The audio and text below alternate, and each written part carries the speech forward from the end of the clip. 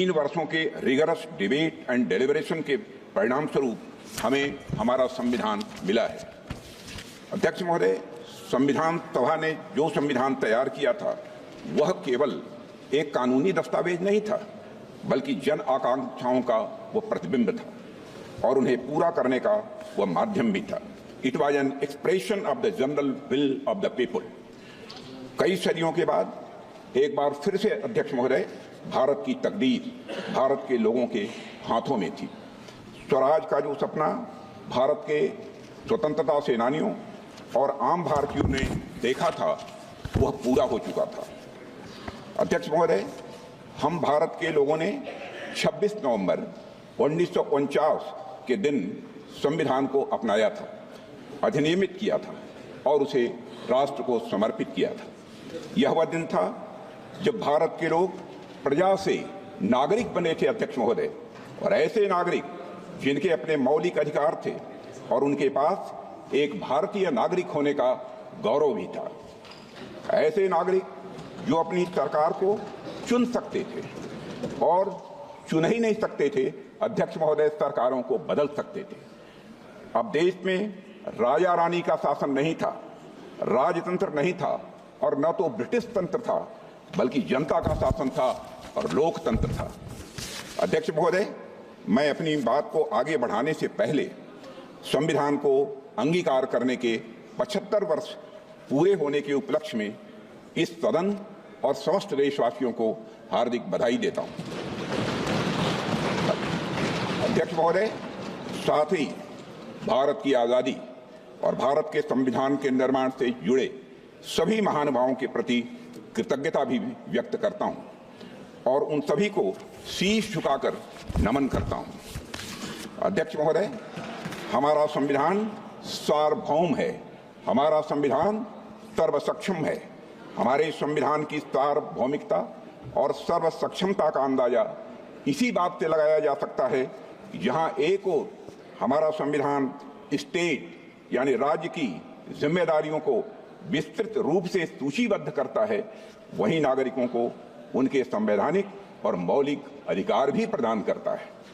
अगर एक लाइन में मुझे कहना हो तो मैं कह सकता हूं कि हमारा संविधान सामाजिक, आर्थिक, राजनीतिक और सांस्कृतिक जीवन के सभी पहलुओं को छूते हुए राष्ट्र निर्माण का यह मार्ग प्रशस्त करता है। अध्यक्ष महोदय, साथ ही लोगों के लिए मॉरल ट्रेजेक्ट्री यानी नैतिक मार्ग भी बनाता है।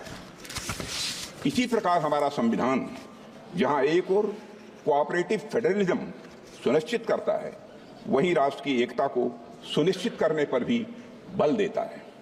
हमारा संविधान लेजिस्लेचर, एग्जीक्यूटिव और जुडिशियरी को नागरिकों के हितों के लिए मिलजुल कर काम करने की शक्ति भी प्रदान करता है। साथ ही चेक्स एंड बैलेंसेस का भी सिस्टम यह संविधान प्रदान करता है, जिसे सभी संस्थाएं अपने संवैधानिक दायरे में रहकर वह काम कर सकें। अध्यक्ष महोदय, भारत का संविधान सिर्फ एक शासन प्रणाली स्थापित करने का ही कार्य नहीं करता है, बल्कि भारत के गौरव को पुनर्स्थापित करने का यह एक रोड मैप है। अध्यक्ष महोदय, और साथ ही यह भारत को विश्व पटल पर सही स्थान दिलाने का रोड मैप है। भारत को पुनः एक आदर्श राष्ट्र बनाने का भी अध्यक्ष महोदय रोड मैप है, और यह रोड मैप है विकास का, रोड मैप है समता का, रोड मैप है न्याय का, रोड मैप है स्वतंत्रता का, बंधुता का, राष्ट्र की एकता और अखंडता को अक्षुण्ण रखने का। यह रोड मैप है नागरिकों की गरिमा सुनिश्चित करने का। अध्यक्ष महोदय, कुछ लोगों द्वारा हमारे संविधान को कॉलोनियल रूल यानी उपनिवेशवाद का उपहार मान लिया जाता है, या अक्सर हमारे संविधान को पश्चिमी देशों के संविधान से ली गई अच्छी बातों का एक संकलन मात्र मान लिया जाता है। अध्यक्ष महोदय, पिछले कुछ वर्षों में देश में एक ऐसा माहौल बनाने का प्रयास किया गया है कि संविधान एक पार्टी की विशेष देन है। इन सभी बातों में डेप्थ एंड ब्रेथ मैं मानता हूं कि दोनों की कमी है। अध्यक्ष महोदय, संविधान निर्माण में बहुत से लोगों की भूमिका को जानबूझकर नकार दिया गया है, जबकि सच्चाई यह है कि हमारा संविधान हमारी सिविलाइजेशनल वैल्यूज यानी सभ्यता एवं सांस्कृतिक मूल्यों का एक एक्सप्रेशन है। अध्यक्ष महोदय, हमारा संविधान स्वाधीनता संग्राम के हवन कुंड से निकला हुआ यह अमृत है। हमारा संविधान स्वतंत्रता सेनानियों के त्याग से सिंचित यह हमारा स्वाभिमान है। यह एक सीरीज ऑफ हिस्टोरिकल इवेंट्स का आउटकम है। स्वतंत्र भारत का संविधान कैसा होगा, इस बात पर स्वतंत्रता संग्राम के दौरान कई संस्थाओं और विभूतियों ने अपने विचार प्रस्तुत किए थे, जिनमें से बहुत से लोग संविधान सभा के सदस्य नहीं थे, लेकिन उनके विचारों ने भारत के संविधान के निर्माण में बहुत ही महत्वपूर्ण भूमिका निभाई है और बहुत बड़ा उनका योगदान है। हमें याद रखना चाहिए कि पंडित मदन मोहन मालवीय, लाला लाजपत राय, सरदार भगत सिंह, वीर सावरकर और ऐसे कई महापुरुषों के विचारों ने हमारे संविधान की भावना को मजबूत और समृद्ध किया है। अध्यक्ष महोदय,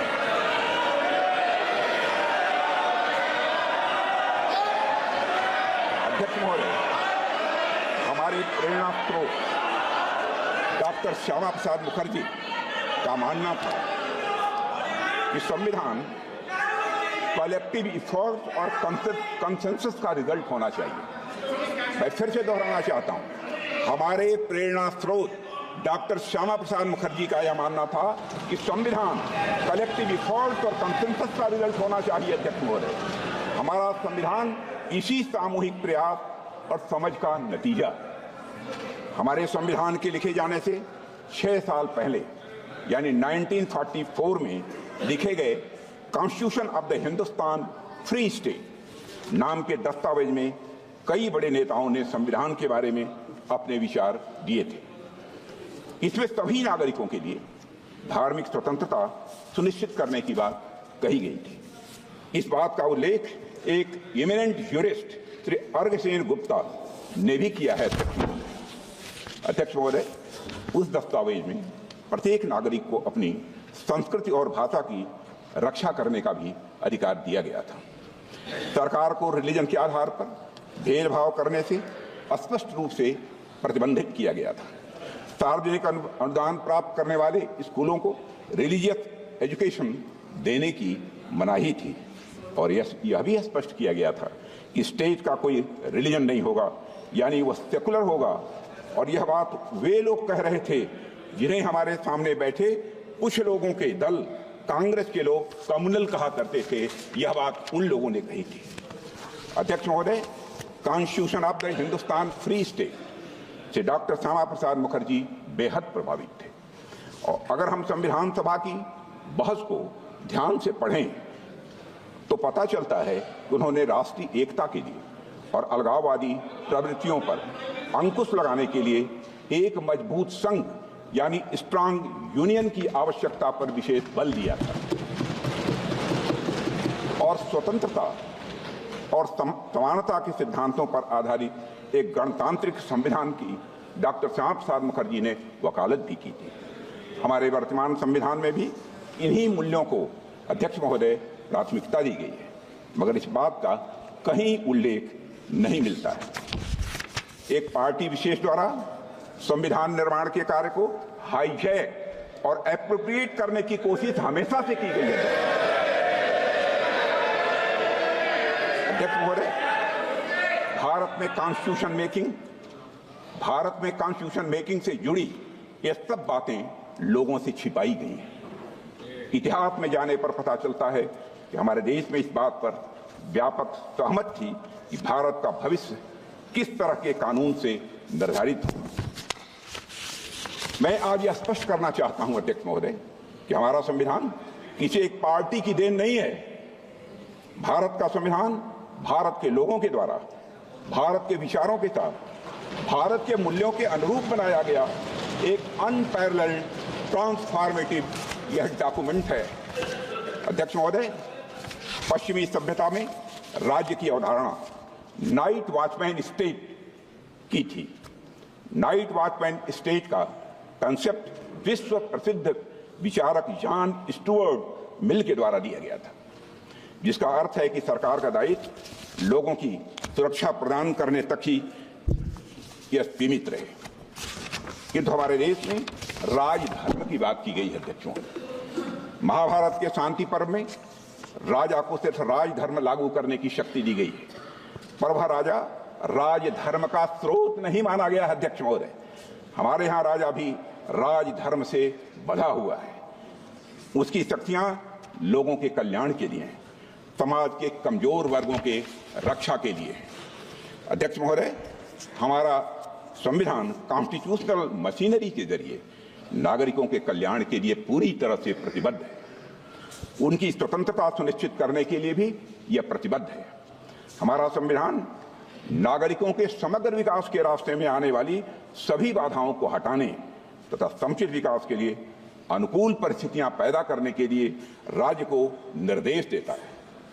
संविधान के भाग 4 में दिए गए directive principles of state policy से यही भावना निकलकर सामने आती है। अध्यक्ष महोदय, मुझे इस बात का गर्व है, गर्व नहीं बल्कि मुझे गौरव की अनुभूति है कि प्रधानमंत्री नरेंद्र मोदी जी के नेतृत्व में हमारी सरकार सबका साथ, सबका विकास, सबका विश्वास और सबका प्रयास की भावना के साथ यह काम कर रही है। हमारी सरकार भारत के संविधान में निहित धर्म और भावना दोनों के अनुरूप काम कर रही है। अध्यक्ष महोदय, हमारा संविधान प्रोग्रेसिव है, हमारा संविधान प्रोग्रेसिव है, प्रगतिशील है, समावेशी है, परिवर्तनकारी है। हमारे संविधान ने हमें एक ऐसे समाज के निर्माण का ब्लूप्रिंट दिया है जिसमें हर प्रकार से समाज में समरसता हो, सद्भाव हो और साथ ही समृद्धि भी हो। अध्यक्ष महोदय, जहां देश के शीर्ष पद को प्राप्त करने के लिए जन्म की पहचान मायने न रखती हो, यह है हमारा संदेश। जहां एक गरीब परिवार में जन्म लिया व्यक्ति भी प्रधानमंत्री बन सके, देश का और वह देश का राष्ट्रपति भी बन सके। संविधान क्रियान्वयन के कुछ वर्षों बाद ही संविधान की मूल भावना को ताक पर रख दिया गया था अध्यक्ष महोदय, लेकिन हमारी सरकार ने संविधान के मूल्यों को खुले और सच्चे मन से स्वीकार किया है। मुझे खुशी है कि हमारी सरकार संविधान की मूल भावना को केंद्र में रखकर जनहित के मार्ग पर तेजी से आगे बढ़ रही है। हमने गुलामी की मानसिकता को समाप्त करके भारतीय न्याय संहिता, भारतीय नागरिक सुरक्षा संहिता और भारतीय साक्ष्य अधिनियम जैसे नए कानूनों को पारित किया है। अध्यक्ष महोदय, हमारी सरकार ने समाज के सभी वर्गों और विशेषकर कमजोर वर्गों के लोगों को समुचित विकास को अपना यह लक्ष्य बनाया है। रिफॉर्म, परफॉर्म और अध्यक्ष महोदय ट्रांसफॉर्म के हमारे संकल्प ने आज भारत को दुनिया की सबसे बड़ी अर्थव्यवस्थाओं की कतार में लाकर खड़ा कर दिया। अध्यक्ष महोदय, आज गरीब लोगों को प्रधानमंत्री आवास योजना की वजह से अपना पक्का मकान मिल रहा है। प्रधानमंत्री जन आरोग्य योजना के अंतर्गत गरीबों को मुफ्त इलाज मिल रहा है। प्रधानमंत्री गरीब कल्याण अन्न योजना के माध्यम से 80 करोड़ गरीबों को मुफ्त राशन की सुविधा दी जा रही है। हर घर में नल से जल पहुंच रहा है, हर घर में शौचालय बन रहे हैं। अध्यक्ष महोदय, हमारे देश में लगभग आधी आबादी महिलाओं की है। महिला सशक्तिकरण की दिशा में हमारी सरकार हर संभव प्रयास कर रही है। सामाजिक न्याय के संवैधानिक आदर्शों के अनुरूप विमेन डेवलपमेंट के साथ विमेन लेड डेवलपमेंट को सुनिश्चित करने के लिए हमने नारी शक्ति बंधन अधिनियम भी पास किया है और इससे राजनीतिक क्षेत्र की महिलाओं का प्रतिनिधित्व बढ़ेगा तथा उनका सशक्तिकरण भी यह सुनिश्चित होगा। इसी सोच के तहत अध्यक्ष महोदय, हमारी सरकार ने वर्ष 2018 में राष्ट्रीय पिछड़ा आयोग को संवैधानिक दर्जा दिया है। पहली बार आजाद भारत के इतिहास में आर्थिक रूप से कमजोर वर्गों की उन्नति के लिए साल 2019 में संविधान संशोधन किया गया है। इसके लिए हमने आर्थिक आधार पर 10% आरक्षण का अवसर प्रदान किया है इकोनॉमिकली बैकवर्ड क्लास के लिए। अध्यक्ष महोदय, समग्र और समावेशी विकास के ये सभी काम हमारे संवैधानिक मूल्यों और आदर्शों के यह जीवंत रूप हैं।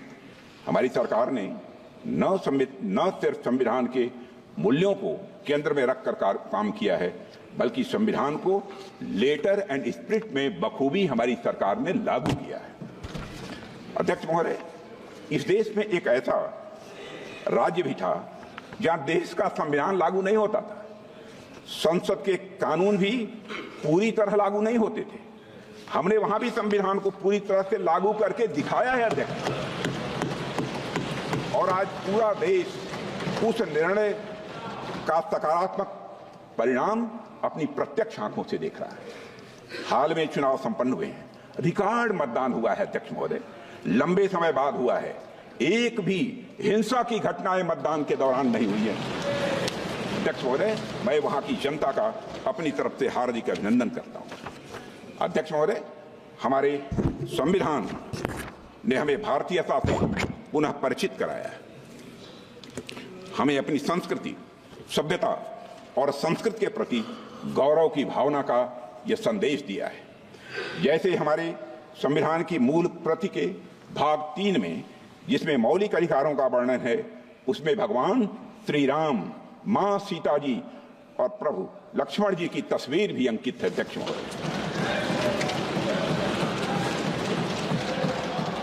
अध्यक्ष महोदय, संविधान की मूल प्रति के मुख पृष्ठ पर अजंता गुफाओं की पेंटिंग्स की छाप मिलती है, और अध्यक्ष महोदय, साथ ही कमल का फूल भी अंकित है। वह कमल का फूल यह दर्शाता है कि सदियों की गुलामी के दलदल से बाहर आकर अब एक संप्रभु और लोकतांत्रिक गणराज्य का उदय हो चुका है। हमारा संविधान और उसमें उकेरी गई आकृतियां हमारी सर्वोत्तम विरासत, समृद्ध इतिहास और महान परंपरा की यह वाहक है। इसी परंपरा को हम विकास भी, विरासत भी की भावना के साथ तेजी से आगे बढ़ा रहे हैं। हम सभी जानते हैं, भारत लोकतंत्र की जननी है।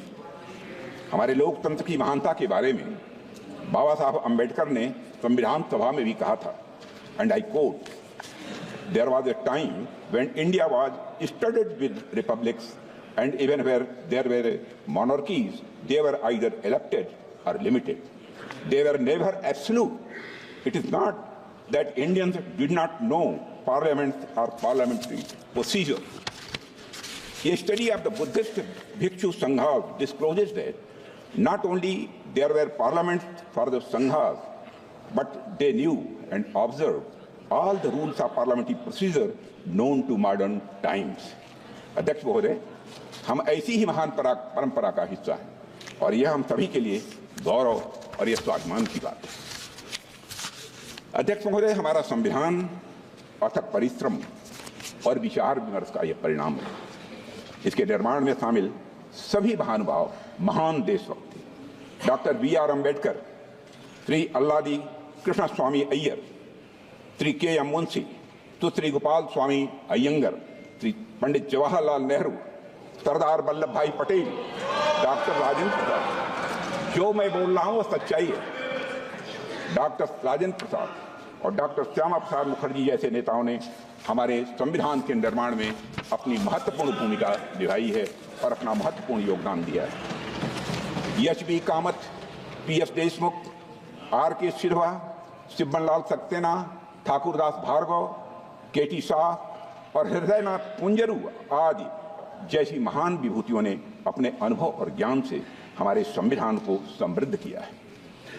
ड्राफ्टिंग कमेटी के सलाहकार B.N. राव और इसके मुख्य मसौदाकार S.N. मुखर्जी अपने असाधारण योगदान के लिए आज भी याद किए जाते हैं। अध्यक्ष महोदय, अमूमन जब भी संविधान की बात की जाती है तो हम फाउंडिंग फादर्स की बात तो करते हैं, लेकिन फाउंडिंग मदर्स की बात नहीं करते।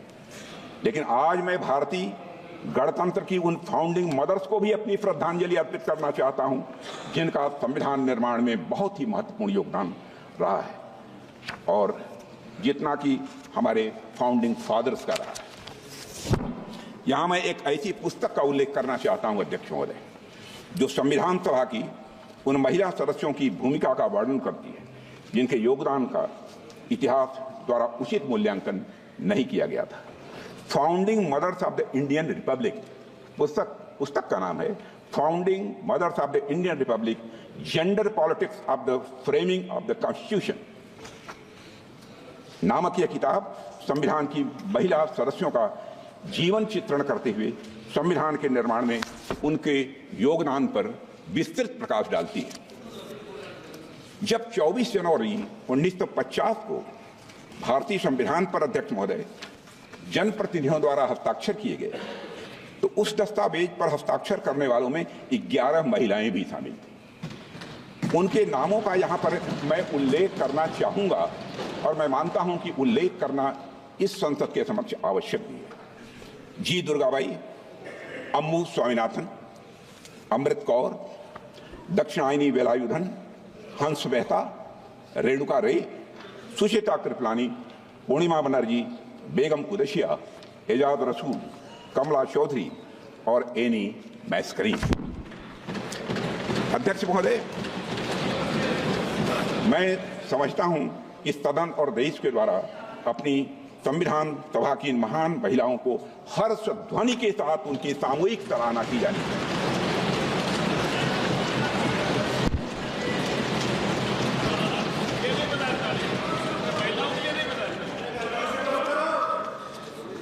अध्यक्ष महोदय, भारत का संविधान भारत और भारतीयता के मूल विचार की उपज है। भारतीय संविधान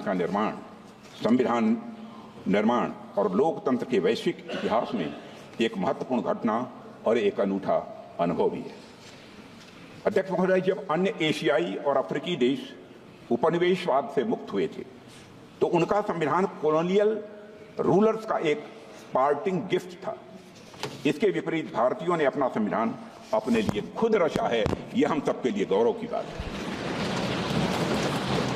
अध्यक्ष महोदय, कई पोस्ट कॉलोनियल डेमोक्रेसीज और उनके संविधान ज्यादा लंबे समय तक टिक नहीं पाए, लेकिन भारतीय संविधान तमाम ऑनस्लॉट्स और चैलेंजेस के बावजूद बिना अपनी मूल भावना को खोए दुनिया के सबसे बड़े लोकतंत्र को बनाए रखने में महत्वपूर्ण भूमिका निरंतर निभा रहा है। अध्यक्ष महोदय, मैं मानता हूं कि इसकी बड़ी वजह है भारतीय समाज में लोकतांत्रिक मूल्यों के प्रति प्रतिबद्धता, न्याय विधि और संविधान के प्रति आदर और सम्मान का भाव। और आज जब हम संविधान के 75 वर्ष पूरे होने का अमृत महोत्सव मना रहे हैं, तो मैं इस अवसर पर संविधान की भावना की रक्षा सुनिश्चित करने में सर्वोच्च न्यायालय की भूमिका की भी मैं सराहना करना चाहता हूं। अध्यक्ष, संविधान के कस्टोडियन और इंटरप्रेटर के रूप में सुप्रीम कोर्ट की भूमिका को सहज रूप से हम सब स्वीकार करते हैं। अध्यक्ष महोदय, और अध्यक्ष महोदय, आज संविधान की रक्षा करने की बात की जा रही। अध्यक्ष महोदय, आज संविधान की रक्षा करने की बात की जा रही है। यह हम सभी का कर्तव्य है। और अध्यक्ष महोदय, लेकिन हमें यह भी समझने की जरूरत है कि किसने संविधान का सम्मान किया है और किसने संविधान का अपमान किया है।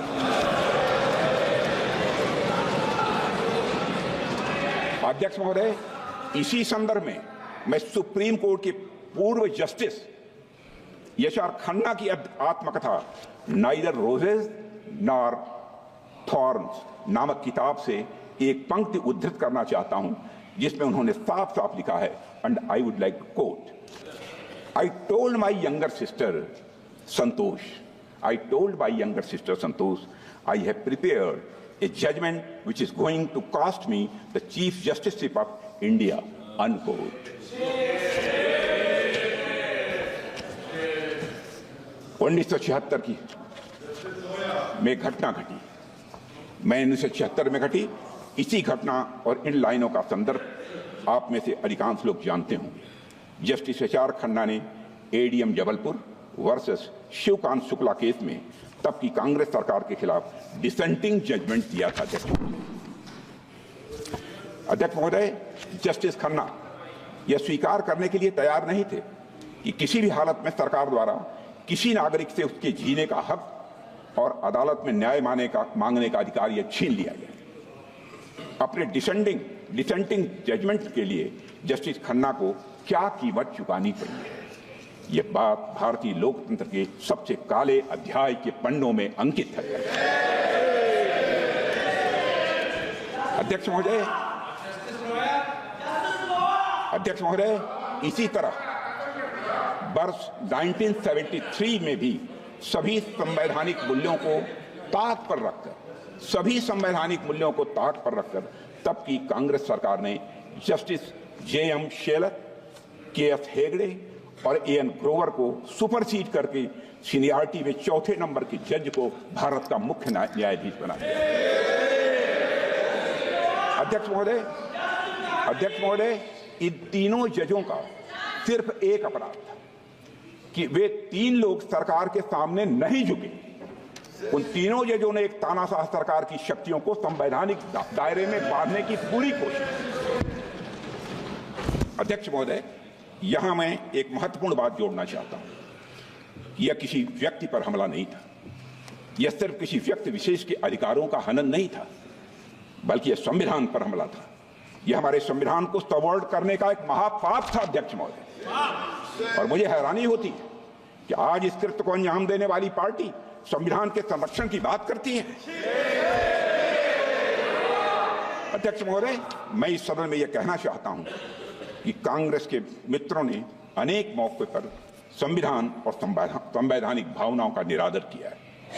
उन्हें कभी भी संस्थानों यानी इंस्टीट्यूशंस की इंडिपेंडेंस और ऑटोनॉमी हजम नहीं हुई। अध्यक्ष महोदय, उन्होंने हमेशा एक कमिटेड जुडिशरी, कमिटेड ब्यूरोक्रेसी और कमिटेड इंस्टीट्यूशन बनाने का काम किया।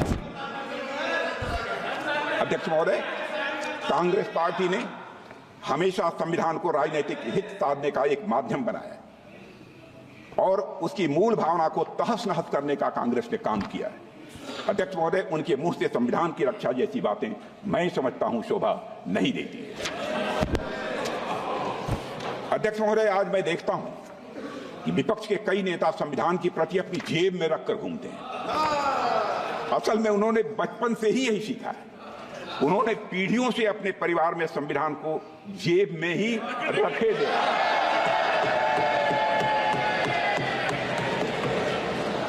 लेकिन अध्यक्ष महोदय, भारतीय जनता पार्टी संविधान को सिर माथे पर लगाती है।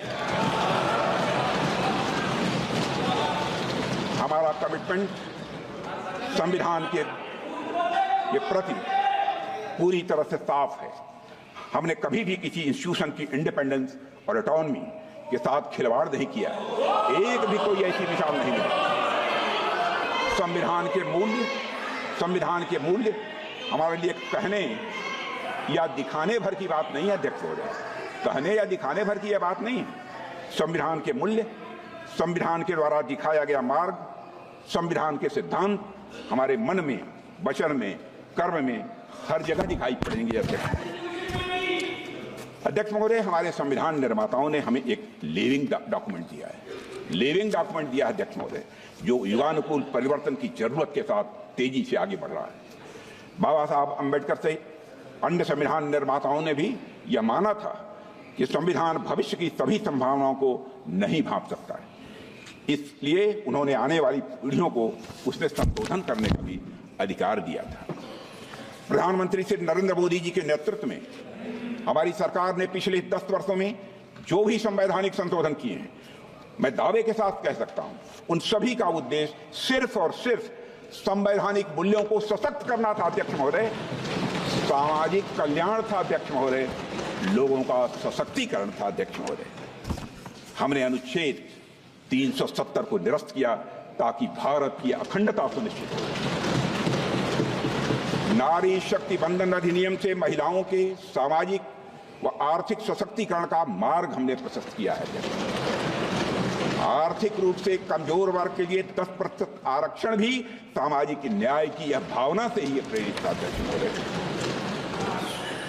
और अध्यक्ष महोदय, 70 वर्षों से हमारा पुराना टैक्सेशन सिस्टम करोड़ों उद्यमियों के लिए तो एक समस्या था ही, यह देश की एकता में भी बाधक था।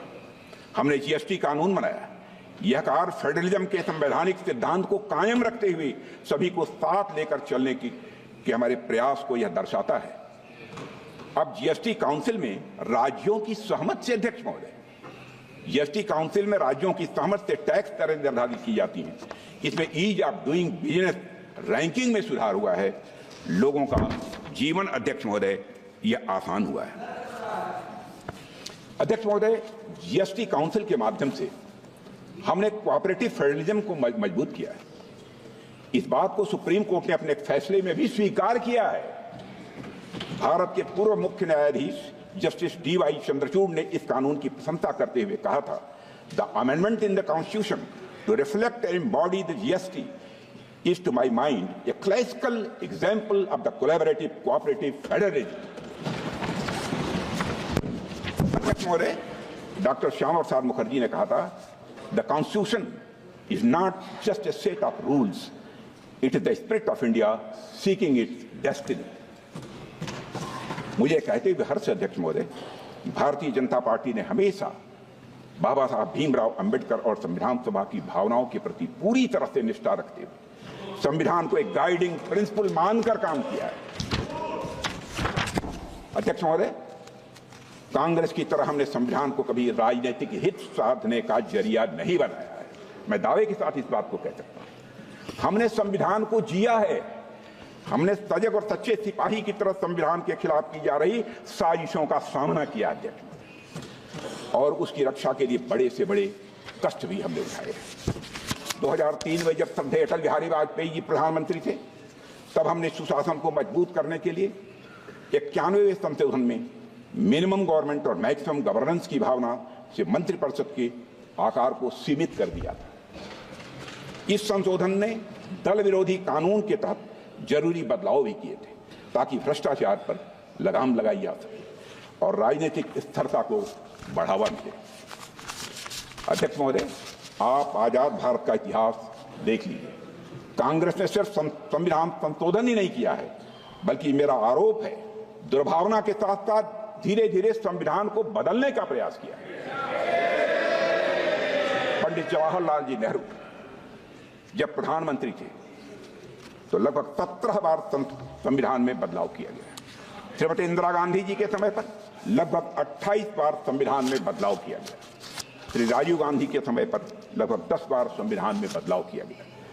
मनमोहन सिंह जी के समय लगभग 7 बार संविधान में बदलाव किया गया।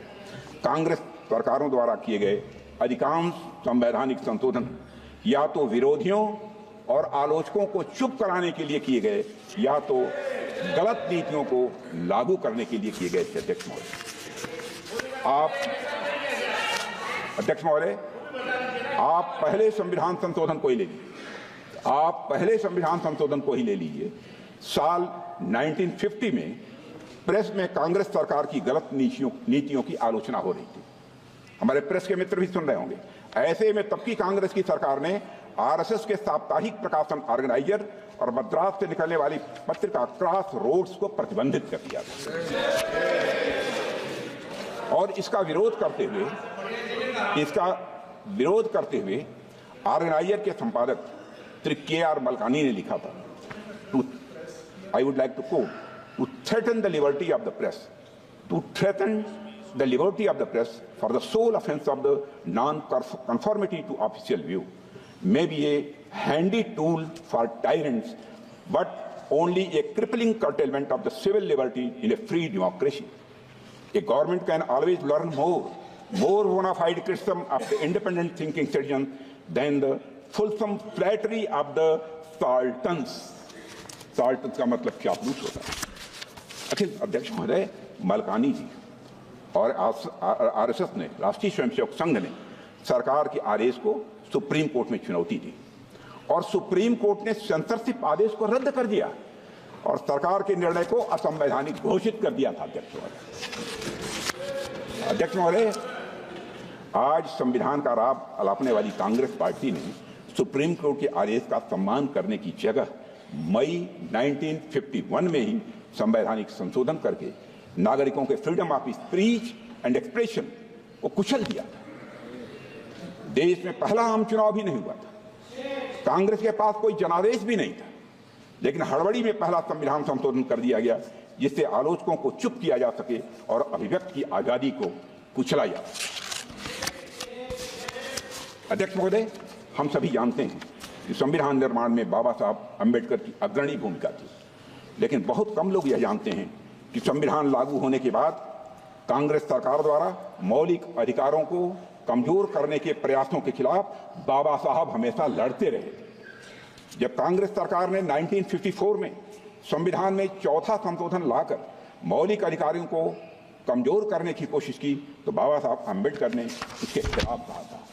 I would like to quote, I am sorry to say that this attitude of treating the fundamental rights with contempt as though there were no consequence, that they could be trodden upon at any time, with the convenience of the majority or the wishes of the party chief, is an attitude that may easily lead to some dangerous consequences in the future.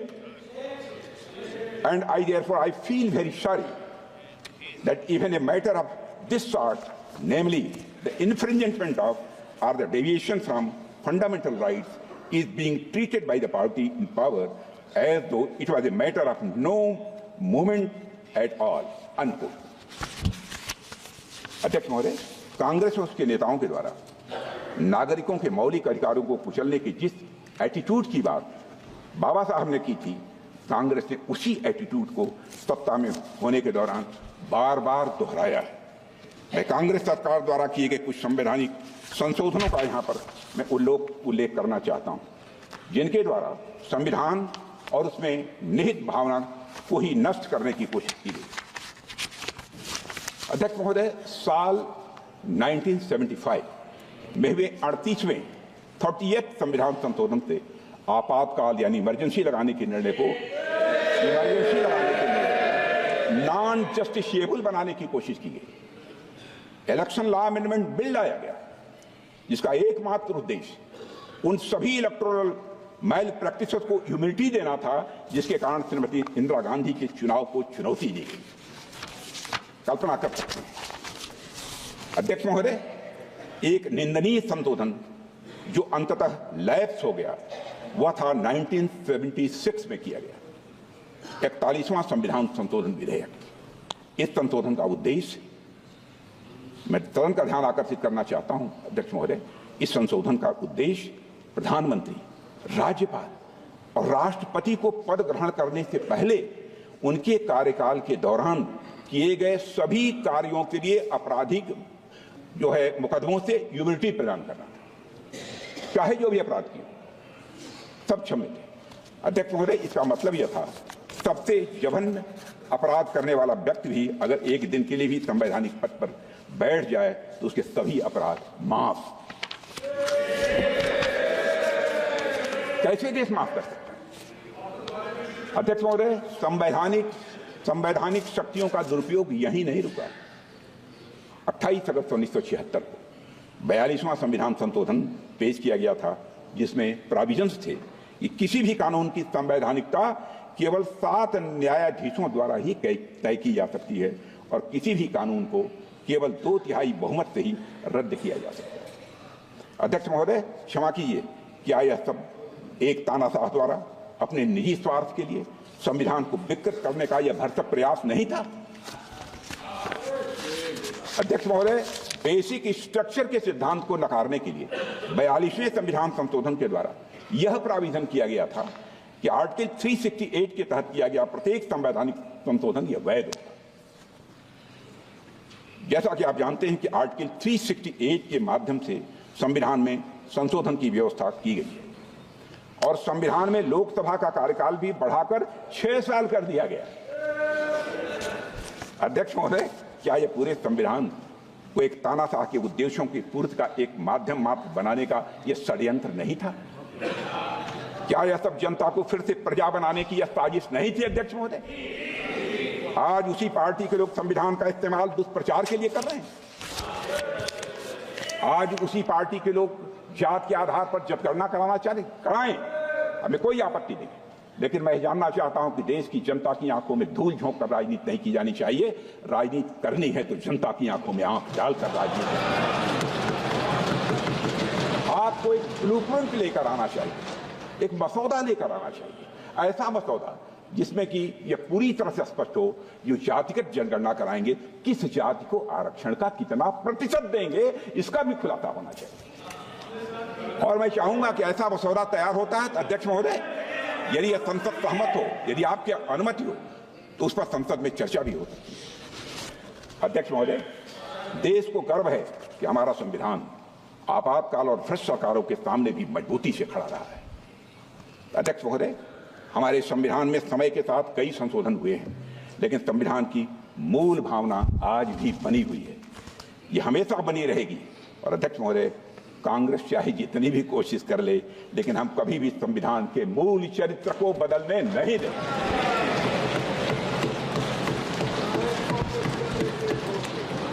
आप इतिहास देखें, हमने आपातकाल के काले दिनों में भी संविधान के मूल चरित्र को चोट पहुंचाने के हर प्रयास का मजबूती के साथ विरोध किया था। लाखों की संख्या में संविधान के सिपाहियों ने जेल की यातना झेली है। मैं स्वयं इन यातनाओं का भुक्तभोगी हूं। 18 महीने मैं भी जेल रहा हूं। 2 महीने तक हमने तन्हाई काटी है, सॉलिटरी सेल काटी है। अध्यक्ष महोदय, जेल में रहते हुए मेरी मां की मृत्यु हो जाने पर मुखाग्नि देने के लिए हमको पैरोल तक नहीं दिया गया। अध्यक्ष महोदय, कांग्रेस ने कभी संविधान, न संवैधानिक मूल्यों और न संवैधानिक संस्थाओं का सम्मान किया है। कांग्रेस के नेताओं ने हमेशा पर्सनल इंटरेस्ट को कॉन्स्टिट्यूशनल वैल्यूज और इंस्टीट्यूशनल डिग्निटी के ऊपर रखा। एक डॉक्यूमेंट फैक्ट है कि 1973 में 3 सीनियर मोस्ट जजेस को सुपरसीड करने के फैसले से तत्कालीन राष्ट्रपति श्री बीबी गिरी जी सहमत नहीं, पर तत्कालीन प्रधानमंत्री ने अपनी जिद, हट और राजनीतिक दंभ के कारण राष्ट्रपति के पद का सम्मान नहीं किया। आज संविधान के तथाकथित हितैषी ये भूल जाते हैं कि श्रीमती इंदिरा गांधी ने 50 बार आर्टिकल 356 का दुरुपयोग करके चुनी हुई सरकारों को गिराने का काम किया। अध्यक्ष महोदय, 100 बात की एक बात, जब भी कांग्रेस नेताओं को सत्ता और संविधान में से एक को चुनना था तो उन्होंने सबसे पहले सत्ता को चुना है, संविधान को। मैं यहां पर अध्यक्ष महोदय उत्तर प्रदेश से जुड़ी हुई कुछ घटनाओं की मैं जरूर यहां पर चर्चा करना चाहूंगा, क्योंकि मेरे कार्यकाल की हैं जब मैं वहां अध्यक्ष था। 6 दिसंबर 1992 को मैं श्री कल्याण सिंह जी के मंत्रिमंडल में शिक्षा मंत्री था। दोपहर 11:30 बजे अयोध्या में एक विवादित ढांचा के गुंबद में आंशिक क्षति पहुंचने की जानकारी मिली, और जब 3-4 घंटे के बाद इस बात की पुष्टि हुई कि वहां ढांचे में भारी तोड़फोड़ हो चुकी है, तो शाम 5 बजे श्री कल्याण सिंह जी की सरकार ने राज्यपाल को इस्तीफा सौंप दिया। अध्यक्ष महोदय, आपका विशेष रूप से ध्यान आकर्षित करना चाहता हूं, इस्तीफा दे दिया कल्याण सिंह जी, परंतु सभापति महोदय, आश्चर्य की बात है कि पूर्ण बहुमत की सरकार का इस्तीफा स्वीकार नहीं किया गया और कुछ घंटे के बाद बर्खास्तगी का आदेश कर दिया गया। यह संवैधानिक व्यवस्था के दुरुपयोग का पहला उदाहरण मैंने अपने राजनीतिक जीवन में देखा है। सभापति महोदय, मैं तो सिर्फ अपने द्वारा अनुभव किए गए कुछ प्रयोग बतलाना चाहता हूं। 22 अक्टूबर 1997 को मैं भारतीय जनता पार्टी उत्तर प्रदेश का अध्यक्ष था। श्री कल्याण सिंह जी हमारी गठबंधन सरकार के मुख्यमंत्री थे। हमने अपना बहुमत सदन के पटल पर साबित कर दिया था। विधानसभा अध्यक्ष स्वर्गीय श्री केसरीनाथ त्रिपाठी जी ने सरकार के बहुमत सिद्ध होने का निर्णय भी सुना दिया था, किंतु फिर भी विपक्षी दल एक झुंड बनाकर, जिसमें हमारे कांग्रेस के मित्र थे, उत्तर प्रदेश के राज्यपाल के पास गए और राज्यपाल ने यह कह दिया, उन्हें लगता है कि सरकार के पास बहुमत नहीं है। अध्यक्ष महोदय, जबकि हम बहुमत सिद्ध कर चुके, अर्थात विधानसभा में बहुमत सिद्ध करने के बाद भी किसी सरकार को बर्खास्त कर दिया गया और रात में ही कैबिनेट ने बर्खास्तगी का निर्णय लेकर अनुमोदन के लिए राष्ट्रपति को भेज दिया। सभापति महोदय, मुझे याद है कि उस समय मेरे साथ रात्रि में 12 बजे वहां चल के हम सभी विधायक अगले दिन राष्ट्रपति भवन के बाहर देश के मीडिया के सामने 240 विधायकों की संख्या के साथ हम वहां पर मौजूद थे। उस समय उत्तर प्रदेश की विधानसभा 425 की होती थी। मैं आभार व्यक्त करना चाहूंगा देश के तत्कालीन राष्ट्रपति और दलित समाज से आने वाले देश के पहले राष्ट्रपति श्री के.आर. नारायणन का, जिन्होंने इस अन्याय को देखते हुए अपने संवैधानिक अधिकार का प्रयोग करते हुए उस समय कांग्रेस सरकार की कैबिनेट की संस्कृति को पुनर्विचार के लिए लौटा दिया। समाचार पत्रों ने उस समय जो शीर्षक दिया था, राष्ट्रपति महोदय के फैसले के बाद जो शीर्षक दिया था समाचार पत्रों ने अपनी खबरों का, president steps in to save democracy, president steps in to save democracy. राष्ट्रपति महोदय, मैं दूसरा उदाहरण देना चाहूंगा और यह भी मेरा स्वयं का अनुभव किया हुआ है। 22 फरवरी 1998 देश में लोकसभा के चुनाव चल रहे थे। अचानक हमारे गठबंधन के कुछ विधायक समर्थन वापसी का पत्र राज्यपाल को देते हैं और राज्यपाल बगैर सरकार को बहुमत साबित करने का मौका दिए हमारी सरकार को बर्खास्त करके दूसरे मुख्यमंत्री को शपथ दिला देते हैं। और उससे और उससे अब क्या करें? क्या वो एक डिसिप्लिन सोल्जर है, डिसिप्लिन सोल्जर, और उसमें कांग्रेस में थे और उससे निरंतर उनको बाद में एहसास हुआ होगा कि हमसे हमारी पार्टी ने गलत काम करा दिया, इसीलिए उन्होंने पार्टी छोड़कर भारतीय जनता पार्टी की तरफ से किया।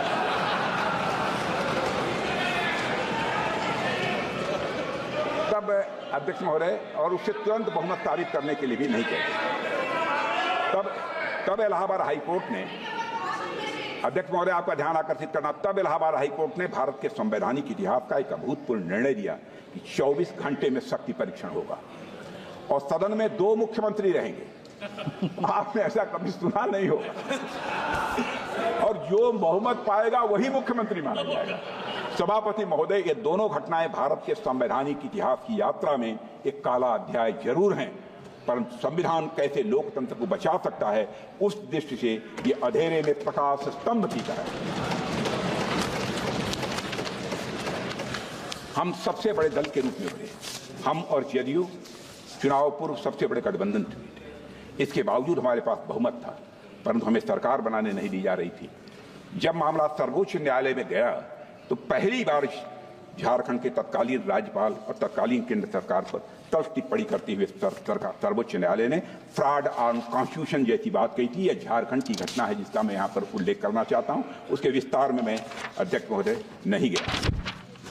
अध्यक्ष महोदय, मैं भारत के संसदीय और संवैधानिक इतिहास में यदि मील के पत्थर गिनाना चाहूँ तो 1995 में जब जनेवा में, मैं प्रतिपक्ष का ध्यान विशेष रूप से अध्यक्ष महोदय आपके माध्यम से आकर्षित करना चाहता हूं। 1995 में जब जेनेवा में संयुक्त राष्ट्र संघ में पाकिस्तान कश्मीर को लेकर भारत के खिलाफ प्रस्ताव ला रहा था, उस समय कांग्रेस की तत्कालीन सरकार से कश्मीर मुद्दे पर घनघोर विरोध के बावजूद तत्कालीन नेता प्रतिपक्ष हम सबके श्रद्धेय अटल बिहारी वाजपेयी, जो भारतीय प्रतिनिधिमंडल का नेतृत्व करते हुए नरसिम्हा राव सरकार का पक्ष प्रस्तुत करने के लिए जेनेवा गए और विदेश की धरती पर सारा श्रेय नरसिम्हा राव जी की सरकार को दिया था हमारे लीडर अपोजिशन श्रद्धेय अटल बिहारी वाजपेयी। और भारत की धरती पर आकर फिर भारत वहां विदेश में तो जाकर उन्होंने सरकार का, केंद्रीय सरकार का समर्थन किया था, लेकिन भारत की धरती पर आकर उन्होंने सरकार का फिर से मुखर विरोध किया। सभापति महोदय, आज जब मैं देखता हूं कि हमारे कई नेता विदेश की धरती पर जाकर भारत के बारे में न जाने क्या क्या कहते हैं,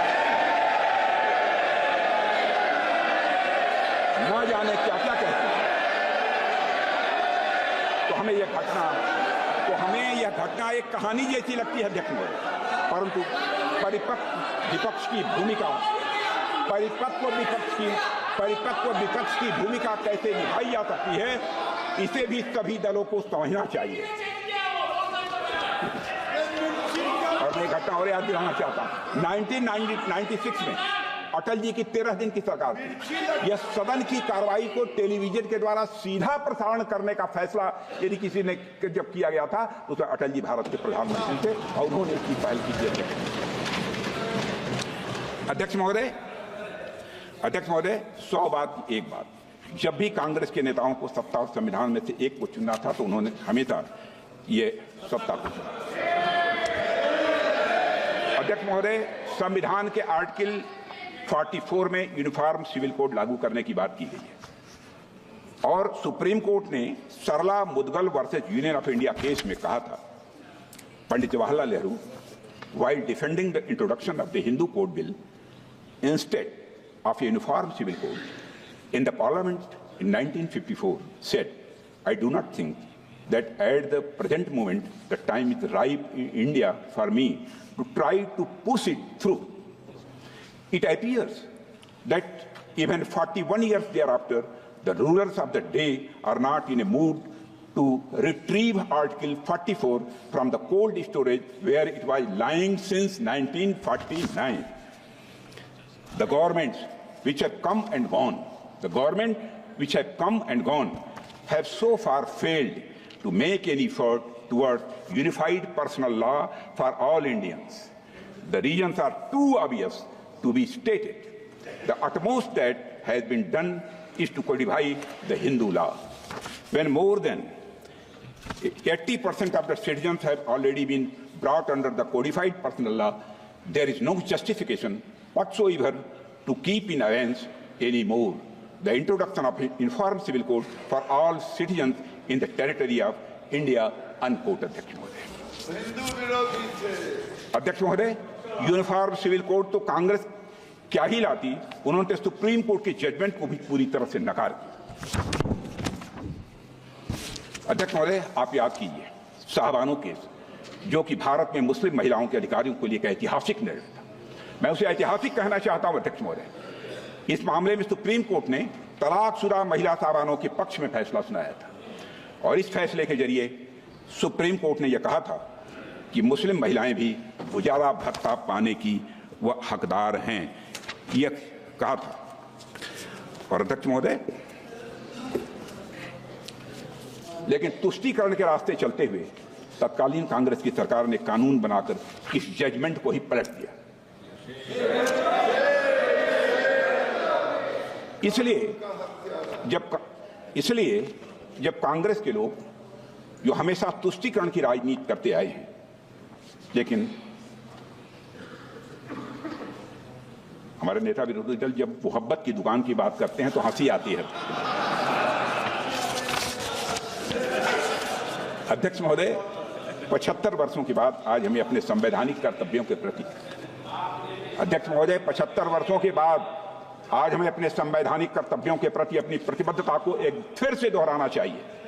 और अध्यक्ष महोदय, भारत का संविधान भारतवासियों की आकांक्षाओं की पूर्ति के लिए, उनके मौलिक अधिकारों की रक्षा के लिए एक सशक्त माध्यम साबित हुआ है। यह बात मैं दावे के साथ कहता हूं। जैसा प्रारंभ में ही मैंने कहा था अध्यक्ष महोदय, आज संसद पर हमले हुए की लगभग बरसी है, तो आज मैं अपेक्षा करता हूं कि संविधान ने जो अधिकार सर्वोच्च पदों पर बैठे हुए लोगों को दिए उसका वैसा दुरुपयोग कभी नहीं कि हमले के मास्टरमाइंड को क्षमादान प्रकरण पर 7 साल तक लंबित रहे। आज तक ऐसी कोई कल्पना नहीं की जाती। मैं समझता हूं संकल्प लेना चाहिए कि राष्ट्रीय सुरक्षा के मुद्दों पर संवैधानिक शक्तियों का दुरुपयोग कभी न हो, यह संसद को सुनिश्चित करना चाहिए। अध्यक्ष महोदय, आज जब हम अपने संविधान के 75 साल पूरे होने के साक्षी बने हैं, तो हमें अधिकारों से एक कदम आगे बढ़कर अध्यक्ष महोदय अपने कर्तव्यों की तरफ भी ध्यान देना चाहिए। अध्यक्ष महोदय, भारतीय संस्कृति में धर्म का एक महत्वपूर्ण स्थान है, इसको कोई नकार नहीं सकता। धर्म के अनेकों अर्थ हैं अध्यक्ष महोदय। मंदिर में जाकर पूजा करना, मस्जिद में जाकर इबादत करना, गिरजाघर में सजदा करना, यही धर्म नहीं है। धर्म के अनेकों अर्थ हैं, पर इनमें जो सबसे महत्वपूर्ण है कर्तव्य, सबसे महत्वपूर्ण है वह कर्तव्य है। हमारे धर्म ग्रंथों में धर्म का अर्थ मूलतः कर्तव्य ही है। धर्म शब्द ये ऋग्वेद में 56 बार आता है, 56 टाइम, और लगभग सभी स्थान पर इसका उपयोग कर्तव्य के अर्थ और संदर्भ में ही किया गया है अध्यक्ष महोदय। और अध्यक्ष महोदय, भारत की संस्कृति में उसके धर्म, मूल्य, इतिहास सभी में कर्तव्यों के निर्वहन की बातें की गई। अध्यक्ष महोदय, भारत एक लोकतांत्रिक देश है और किसी भी लोकतंत्र में उसका संविधान ही उसका सबसे महत्वपूर्ण दस्तावेज या यूं कहूं सेक्रेट डॉक्यूमेंट माना जाता है। यही कारण है कि सर्वोच्च पदों पर बैठे सभी व्यक्तियों को इस संविधान में मौजूद शपथ को पद ग्रहण करने से पहले दोहराना पड़ता है। मैं अपने कर्तव्यों का श्रद्धापूर्वक और शुद्ध अंतःकरण से निर्वहन करूंगा कि आपके ही समक्ष यह शपथ लेनी पड़ती है। अध्यक्ष महोदय, यह केवल कुछ शब्द नहीं है, यह केवल कुछ शब्द नहीं है, बल्कि भारत के लोकतंत्र की अंतरात्मा है। यह एक संवैधानिक दायित्व होने के साथ साथ एक नैतिक दायित्व भी है। और यह अक्सर कहा जाता है कि भारत विविधता का देश है। भारत विभिन्न धर्मों, विश्वासों, मान्यताओं, रीति रिवाजों और परंपराओं का देश है। लेकिन इस जीवंत विविधता के बीच जो हमें एक सूत्र में बांधता है अध्यक्ष महोदय, वह है हमारा संविधान।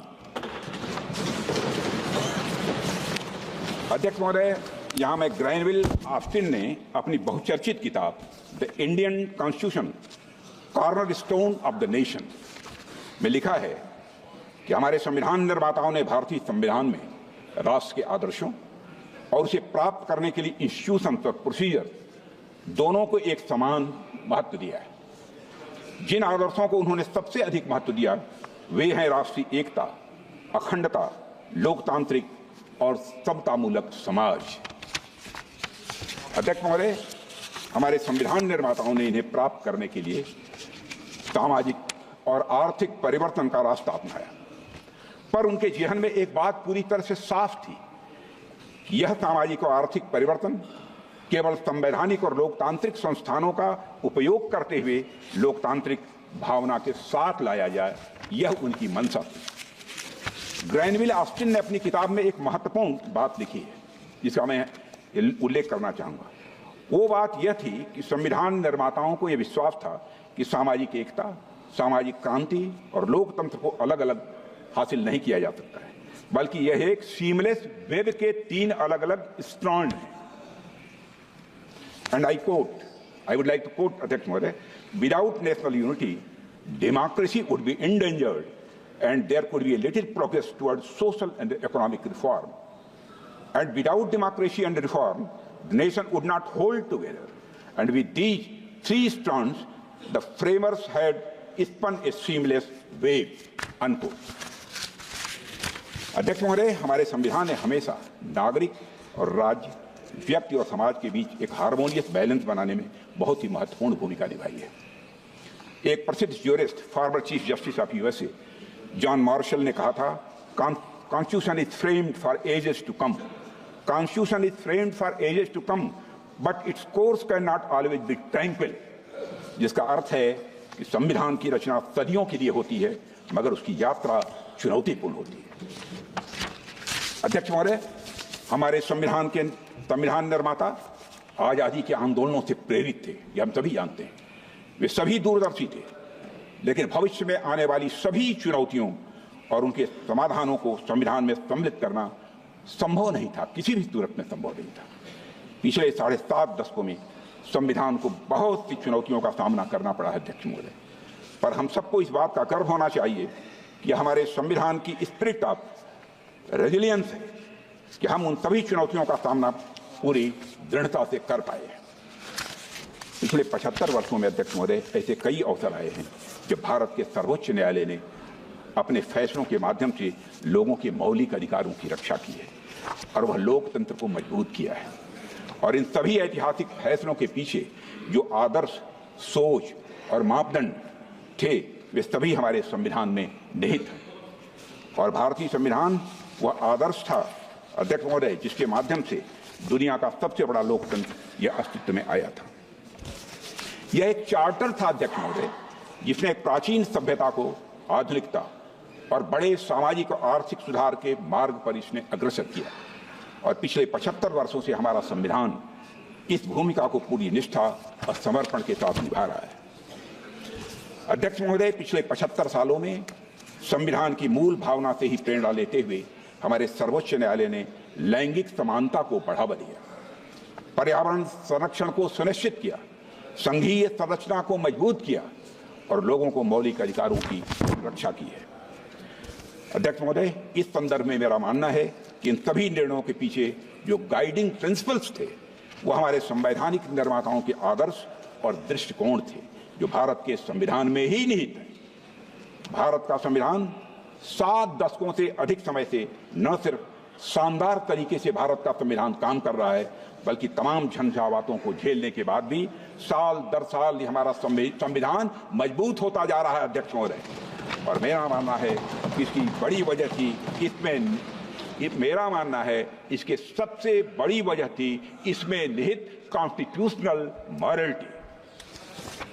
अध्यक्ष महोदय, डॉक्टर अंबेडकर ने संविधान सभा की 4 नवंबर 1949 को अपने भाषण में इसी कॉन्स्टिट्यूशनल मॉरलिटी पर विचार रखते हुए प्रसिद्ध विचारक जॉर्ज ग्रोथ को कोट करते हुए कहा था कि constitutional morality was the inseparable condition of the government at once free and peaceful. अध्यक्ष महोदय, हमारे भारतीय संविधान को इस कॉन्स्टिट्यूशनल मॉरलिटी से रेखांकित करने के लिए हमें बाबा साहब भीमराव अंबेडकर और संविधान सभा के प्रत्येक सदस्य के प्रति आभारी होना चाहिए। 26 नवंबर 1949 से ठीक एक दिन पहले डॉक्टर अंबेडकर ने संविधान सभा में एक भाषण दिया था जिसे the grammar of anarchy speech के नाम से जाना जाता है। ग्रामर ऑफ एनार्की स्पीच के नाम से जाना जाता है।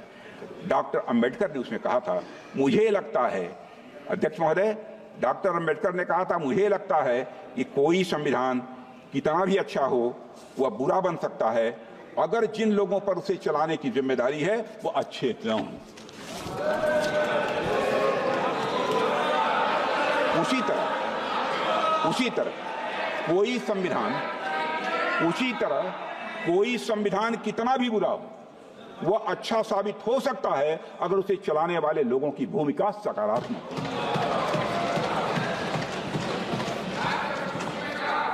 ये राजनीति का चरित्र है। राजनीति का चरित्र है, जैसे व्यक्तियों के हाथों में जाती है वैसी बन जाती है। राम के हाथों में जाती है तो भक्त बन जाती है, कृष्ण के हाथों में जाती है तो युक्ति बन जाती है, आजाद भगत सिंह अशफाकुल्लाह खां जैसे हाथों के में जाती है तो मुक्ति बन जाती है।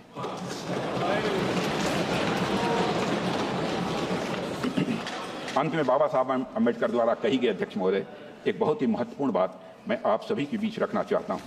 उन्होंने कहा था कि by independence we have lost the excuse of blaming the British for anything going wrong. Again, I would like to repeat it. By independence, we have lost the excuse of blaming the British for anything going wrong.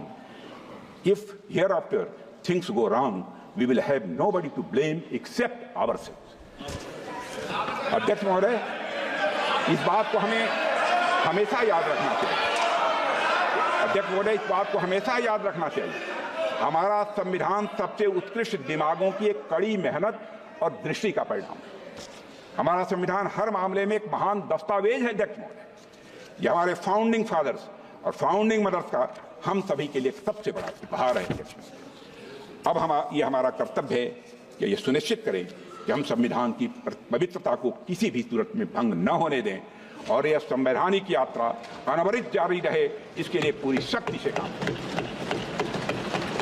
अध्यक्ष महोदय, मैं विश्वास के साथ कह सकता हूं, गौरव की अनुभूति करते हुए कर सकता हूं कि हमारे प्रधानमंत्री मोदी जी के नेतृत्व की सरकार चाहे जो भी कीमत चुकानी पड़े, संविधान की पवित्रता को किसी भी सूरत में, अध्यक्ष महोदय, भंग नहीं होने।